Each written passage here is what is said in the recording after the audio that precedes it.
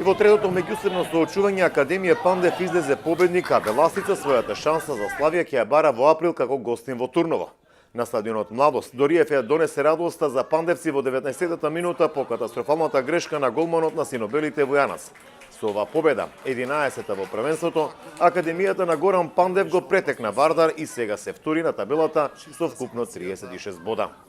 Што се однесува до мечот на Младост, во првото полувреме немаше многу возбудување, иако по-конкретни и по-офанзивни беа гостите, наспроти синобелите. Единствената шанса во гол ја претвори Љупче Дориев, кој го искористи киксот на голманот Војанас. Но за разлика во првите 45 минути, вторите беа далеку повозбудливи. Беласица притисна. Се обидува преку Ѓорѓев, Балдовалиев, Мирчевски, но мрежата на Чобраковиќ остана мирна, а имаше и среќа пред се по слободниот удар на Балдовалиев кој заврши во стативата. Чобраковиќ беше на вистина на задачата и во конкретните дуели со фудбалерите на Беласица, кои на 5 до 6 метри не успеваа да го најдат вистинскиот пат. На спротивната страна Стојковски и Крстовски се закануваа, но резултатот остана непроменет. Беласица, иако одлично одигра второ полувреме, со овој пораз се закова на дното на табелата. Сега е предпоследна, а пандевци полека си отвараат и вратата за излез кон фудбалска Европа.